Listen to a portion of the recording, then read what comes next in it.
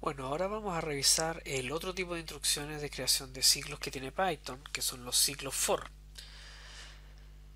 Para hacerlo vamos a revisar un concepto que es básico para la creación de ciclos for, que son las secuencias. Bueno, ¿qué son las secuencias en Python? Bueno, la secuencia es un tipo de dato que tiene Python y que es muy útil para definir conjuntos de valores. Es decir, usando secuencias nosotros podemos crear variables que sean de tipo conjunto. ¿Ya? Podemos crear conjuntos de varios tipos de valores. Por ejemplo, tenemos conjuntos de letras, como este, que forman una palabra. Este tipo de secuencia, que es una secuencia de letras, se llama string. ¿Ya?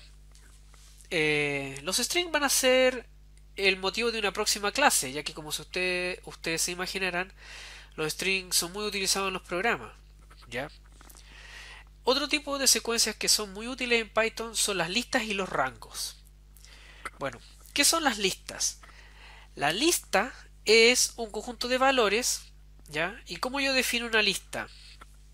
Lo defino ingresando una secuencia de valores separados por coma y encerrando estos valores en un corchete.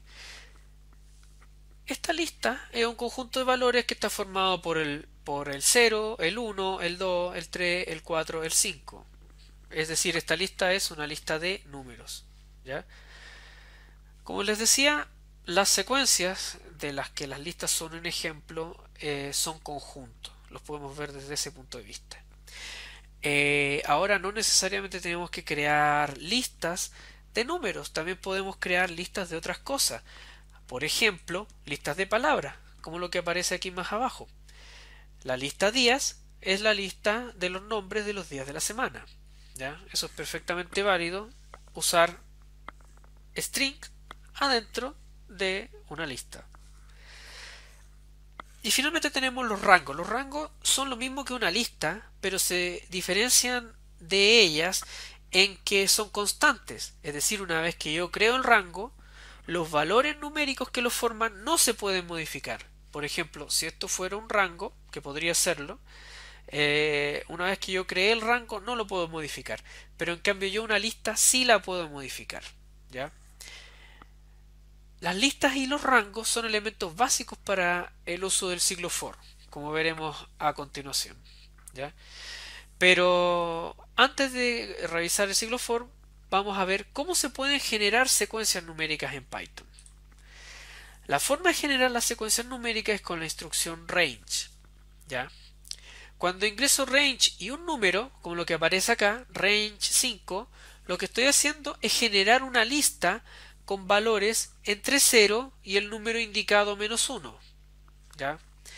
Si yo aquí, por otro lado, ejecuto range con dos números, lo que estoy haciendo es generar una lista que parte en el número 2 y termina en el 7. Es decir, siempre el límite del range no es incluido en la lista generada. Es decir, en el primer caso yo voy a tener una lista que va a estar formada por el 0, el 1, el 2, el 3 y el 4. Y aquí en este segundo caso yo voy a tener una lista que parte en 2 y termina en 7. El ciclo for tiene la característica que es utilizado para recorrer secuencias. ¿Ya? El for se ejecuta una vez para cada elemento de una secuencia, es decir, se ejecuta en general un número fijo de veces. ¿Ya?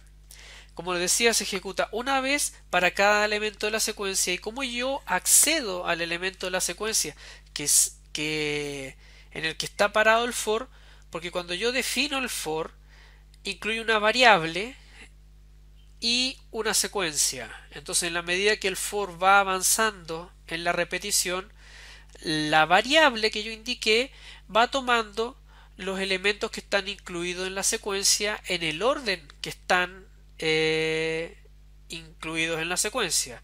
Como vimos en el caso anterior, en que la secuencia partía en 0, el primer elemento en el for va a ser el 0 y después el 1, el 2, el 3 y el 4.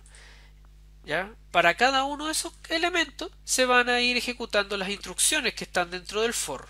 ¿Ya? Yo no tengo que hacer nada para que avance el ciclo for. El ciclo for solo va a ir recorriendo la secuencia que yo le di.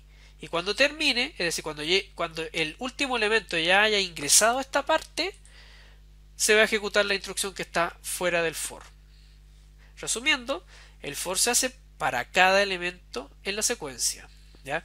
Ahora yo con el for puedo utilizar las mismas instrucciones que vimos para el while. O sea, también puedo usar el break y el continue.